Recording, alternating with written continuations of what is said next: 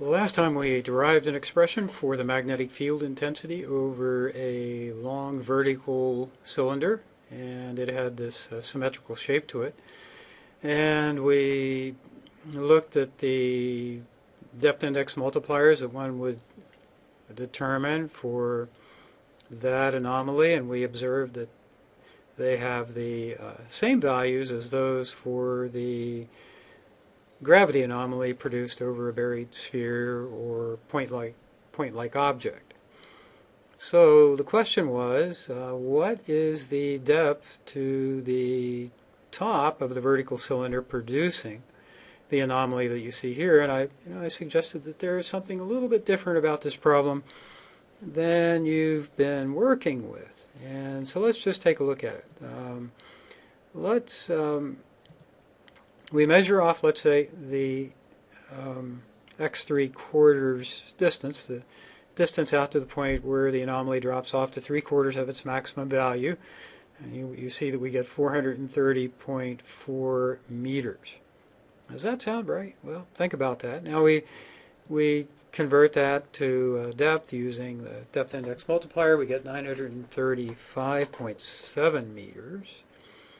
Got those question marks in there. What am I doing wrong? Here for x1 half, the h1 half, the distance to the point where the anomaly drops to 1/2 of its maximum value, that occurs at 442.6 meters.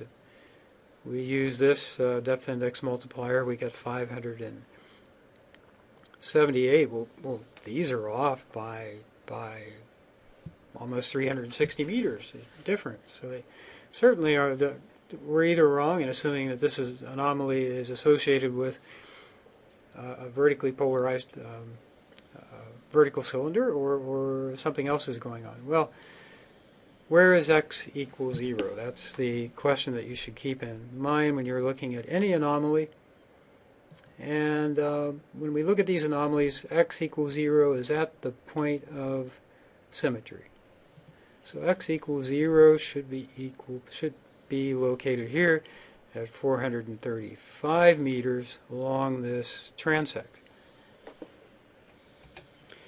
Now, using this as our reference point, we can come back over here and look at our diagnostic positions. And we see that x3/4, the distance from the point of symmetry, which is x equals 0, for our analysis is 4.6 meters.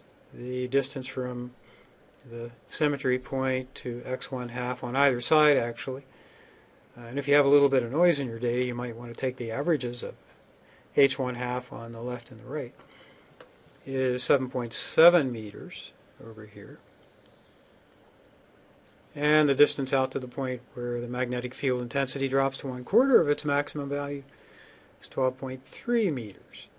Now when we use the depth index multipliers here to convert these distances to depths, we get 10, 10.1, 9.98. They're all very consistent. And our conclusion would be that the average depth to the top of the casing is about 10 meters. And all the estimates are very consistent.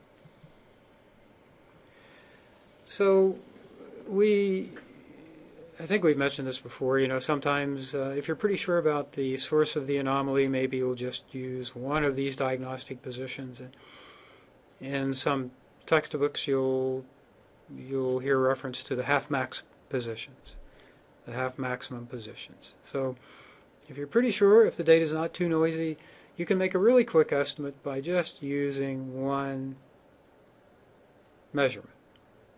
I prefer, again, to use the measurements up in the higher parts of the anomaly, because if there is any noise, this part of the anomaly does tend to emerge from the background noise, maybe be a little bit less noisy or a little less relative influence on the anomaly than some of the lower values. So h3/4, h1 half, depending on the noise, to make a quick estimate. We can do this with the magnetic anomalies as well as the gravity anomalies. So just your half max value if you're pretty sure about everything else and you just want to make a quick estimate. So the question here is, the leading question is, what additional information could you get from this anomaly, from the analysis? We came up with a depth of 10 meters to the top of the vertical cylinder. What else could we do? What additional information could we get? Well, we might be able to get the radius of the upper casing string. Why is that? Well, remember that Z max is equal to pi r squared times I, or kf sub e. So we do have r squared here. And we can solve this problem for r, solve this equation for r.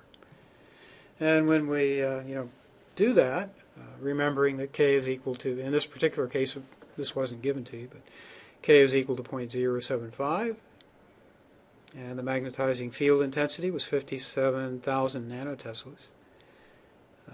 We have this z of 10 meters that we just came up with, and our z here of pi r squared I from the analysis of the curve over here. We get to 10 meters. Well, if we just rearrange the equation for r squared and then substitute for these different terms, we get that the radius of the casing is 0.3 meters. So this might be the casing that you would encounter near the top of a well that's going to be a very deep well. And you will find some rather large diameter casing in deep oil and gas production wells. But this is additional information that you could get. It comes out of the Zmax term. Once we figure out what the depth is, and we assume that these other terms in this expression are known, we can solve for r. Zmax is just taken from the observations. In this case, it was 12.1 nanoteslas. Okay, something else you've probably been asking yourself already, what do we do? I mean, we're always using the ground surface as our reference point, but certainly, in fact, and it's recommended that you keep the magnetometer above the ground. There can be magnetic debris on the surface that can add to the noise that you have in your survey. So, typically you would have the magnetometer mounted on top of a staff, and that staff could be about 2 meters above the ground. So the net result is that increases the depth by 2 meters, in this case from 3 meters to 5 meters. That's going to probably make a significant change in detectability. And so you need to think about that. Where is your magnetometer? Now, if we have a situation like this where we're looking for a burial chamber, let's say, and we have a radius of 1 meter, and our susceptibility is negative in this case, could have that negative sign down here, relative susceptibility 0.001.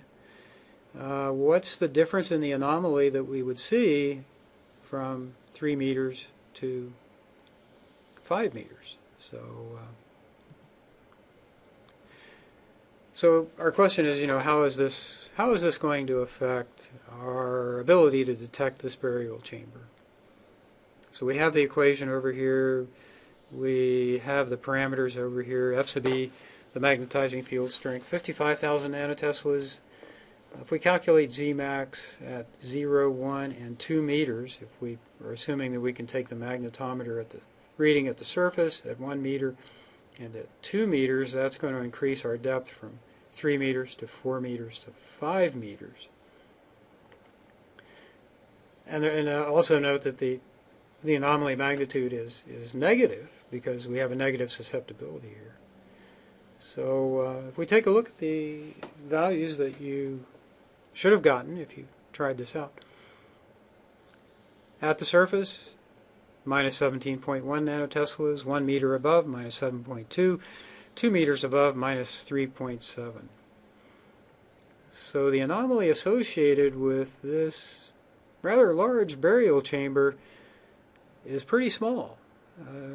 If we have very much noise at all, anything above a couple nanoteslas, this is barely going to peak out. peep out from above the anomaly, above the background noise. So it is something to consider. You should keep this in mind when you're doing your calculations, when you're making your estimates of detectability. We really haven't made a point of this up to this point, but that's something that you definitely need to keep in mind. If we went back and redid the problem for the volcanic wall, we would have to increase our depth by 2 meters if we were walking the ground with our magnetometer on a 2-meter staff. So keep that in mind. It's an important consideration. So now let's take a look at another problem. We're going to look at, we're posing a problem here. Let's say you're standing 10 feet away from a point directly over the top of a buried casing string. And the top of the buried casing string is located at 10 feet beneath the surface. And so the question that you're asked is, and we're also given the pole strength of the casing string as 20 ups, unit pole strengths, in the CGS units. And we're asked, what's the vertical component of the anomalous field at the observation point, and you have to state your answer in nanoteslas. So, you might pause the tape here and or the video here and try to work that out. But determine F sub P first, and we're using CGS units, so F sub P is equal to P over R squared is equal to 20 ups over R squared. And I leave a question mark here because, well, R is obviously the square root of 200 feet, but what units are we using? Think about that. Well, the units we should be using are in centimeters, so we need to make our conversions from 10 feet into the equivalent centimeters, so that would be 10 times 12 times 2.54. That gives you 300 and something. Then you have to square that so that you get 185,806.1 centimeters squared for R squared. Okay? And now, remember we have to provide our answer in nanoteslas. We have the main field, or the anomalous field, F sub P equal to P over R squared is equal to 20 ups over 185,806 centimeters squared. This gives us 1.08 times 10 to the minus 4th ups per centimeter squared. Now, do you remember what this unit is? This is actually an Ørsted, so think about that for a minute. And also, we need to get the vertical component. So we have to get Z, and it's going to be equal to F times the cosine of theta. Now, we made the problem easy because theta is obviously 45 degrees. We've got two sides of the triangle have an equal length. So that's a 45, gives us a 45 degree angle. So our Z sub P is 1.08 times 10 to the minus 4th ups per centimeter squared. It's 1.08 times 10, that should be F sub P, times 10 to the minus 4th Ørsteds. Now Z sub P, should have changed that, sorry for the confusion. This is our F sub P. Z sub P, we've got the cosine of theta term over here, is 1.08 times 10 to the minus 4th Ørsteds. But remember, in Ørsted, we have 10 to the 5th nanoteslas per Ørsted times the cosine of theta.